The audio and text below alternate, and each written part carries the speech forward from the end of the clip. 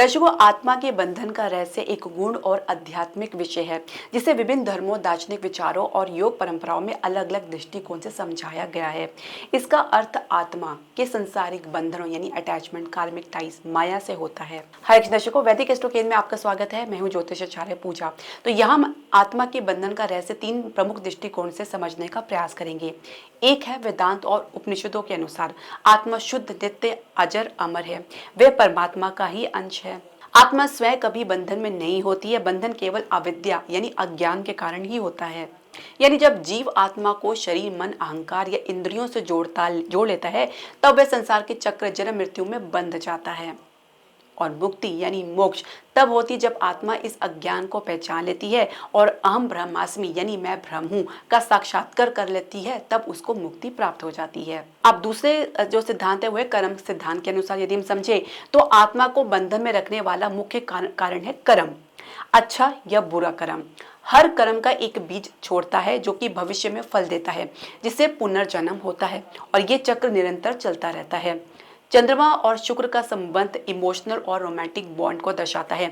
एक का यदि चंद्रमा दूसरे के शुक्र के साथ जुड़ा हो तो एक कंजंक्शन में हो या एक त्रिकोण में हो या एक साथ युति हो तो भावनात्मक और प्रेम का गहरा जुड़ाव को ये दर्शाता है। तो यदि एक व्यक्ति के चंद्रमा दूसरे के सातवें भाव में हो तो जीवन साथी जैसा गहरा संबंध आप अनुभव कर सकते हैं। राहु केतु का भी अगर बहुत बड़ा परिणाम समझे तो इसको इग्नोर नहीं कर सकते, जिसमें ट्विन फ्लेम अक्सर राहु केतु की में गहरी भूमिका निभाता है।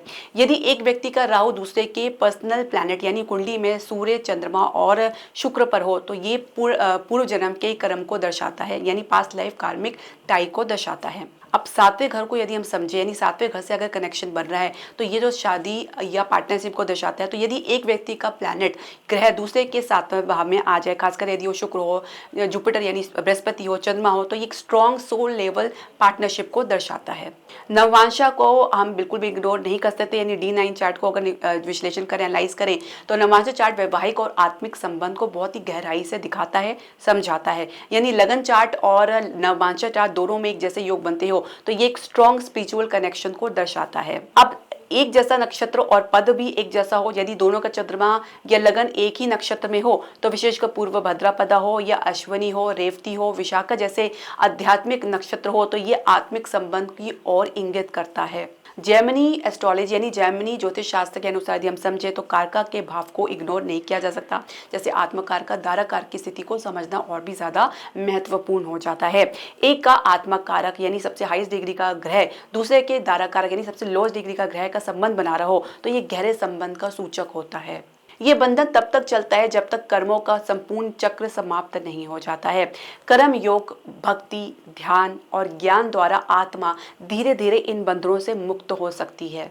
योग और तंत्र के दृष्टिकोण से यदि हम समझे तो आत्मा को बंधने वाला बंधन होते हैं मूलाधार से लेकर सहस्रार तक के चक्रों में फंसी ऊर्जा।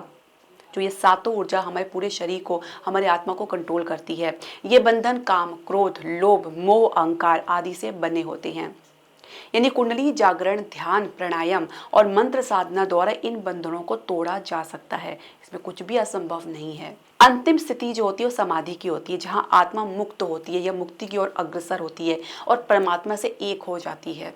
आत्मा के बंधन के संकेत कैसे देख सकते हैं? जीवन में बार बार एक ही घटनाओं का घटना एक प्रकार के पैटर्न को दर्शाता है। किसी विशेष व्यक्ति या स्थान से अनजाना जुड़ाव महसूस होना तो ये भी पुनर्जन्म की ओर इशारा करता है।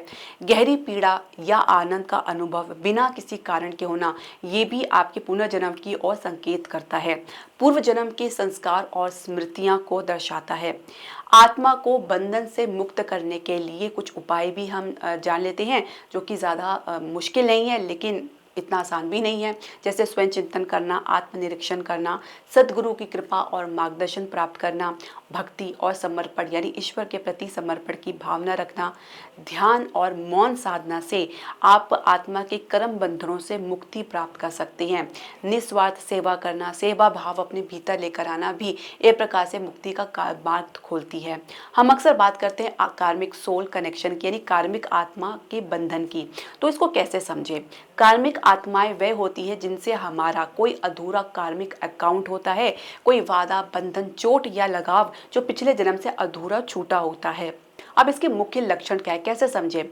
आकर्षित बहुत ज्यादा तीव्र होता है किसी व्यक्ति के साथ, बहुत जल्दी विश्वास हो जाता है, पर जल्दी संघर्ष की स्थिति भी शुरू हो जाती है। तो वो स्थिति बन जाती है जहाँ पे आप रहते बनते ना बने, ना निकलते बने। रिश्ते में अत्यधिक उतार चढ़ाव होना, झगड़े, गलत फहमियां होनी।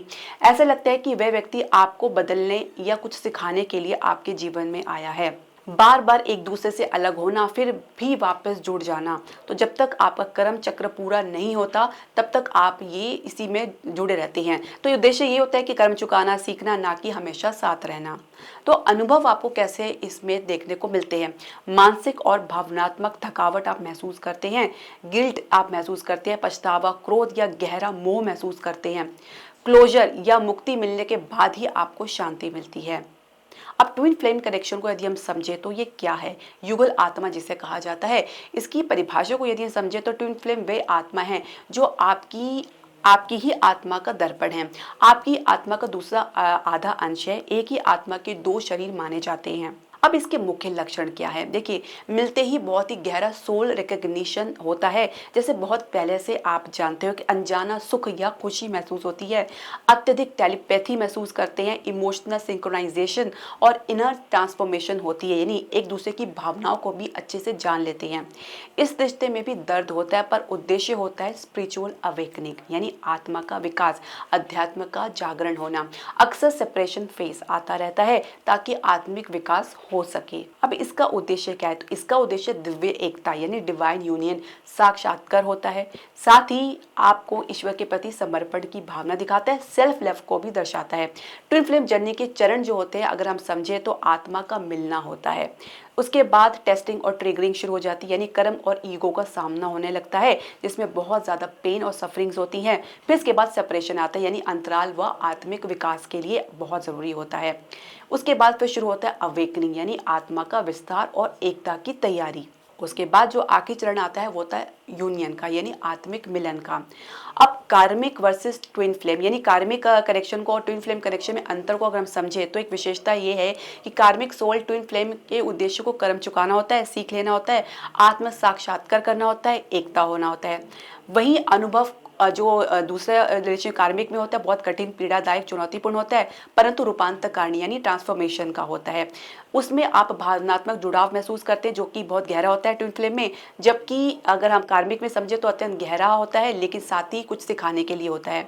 स्थायित्व की बात करें तो अक्सर कार्मिक रिलेशनशिप अस्थायी होते हैं, लेकिन ट्विन फ्लेम लंबे समय तक स्थायी रहते हैं और आगे भी हर जन्म में स्थायी रहते हैं। मिलन का परिणाम मुक्ति या सीख, आत्मा का विकास या मिलन होना, इसमें आपको देखने को मिलता है। अब इनसे बचा कैसे जाता है, यानी कार्मिक कनेक्शन से कैसे बचा जा सकता है? तो इसके लिए आपको समझदारी से सीखना चाहिए। ट्विन फ्लेम मिलना बहुत ही दुर्लभ है, पर अगर आत्मिक रूप से आप तैयार हो तो ये संभव है कि आप इससे मुक्ति प्राप्त कर सकते हैं। कार्मिक रिलेशनशिप से मुक्ति आपको अनुभव के बाद ही मुक्ति देखने को मिलती है, क्योंकि इससे बचा नहीं जा सकता, क्योंकि ये आपके कर्म बंधन को दर्शाता है, उसके परिणाम को दर्शाता है, और कर्म बंधन बिना भोगे नहीं उससे मुक्ति प्राप्त की जा सकती। तो कोई भी उपाय इसमें कारगर साबित नहीं होता। आपकी आत्मा का जागरण, स्वयं की जागृति ही इस बंधन से मुक्ति का कारण बन सकती है और मार्ग खोल सकती है। तो ये आपको समझना होगा कि जब तक आप अपने आत्मा का जागरण, स्वयं का जागरण, अपने अध्यात्म का जागरण नहीं करेंगे, स्वयं ईश्वर को महसूस नहीं करेंगे, सेल्फ लव में नहीं आएंगे, तब तक किसी प्रकार के आत्मिक बंधन से मुक्ति मिलना बहुत ही मुश्किल है, असंभव है। तो जितना ज्यादा ईश्वर के प्रति जुड़ाव या उनके प्रति समर्पण रखेंगे, उतनी जल्दी आप इस बंधन से मुक्ति प्राप्त करेंगे। तो दर्शकों, हमें उम्मीद है ये जानकारी आपको बहुत ही दिलचस्पी लगी होगी। ऐसी अन्य जानकारी के लिए आप हमारे चैनल के साथ जरूर जुड़े, और इसके अलावा हम आपसे उम्मीद करते हैं कि आप हमारे चैनल को लाइक, शेयर, सब्सक्राइब जरूर करें। हरे कृष्णा।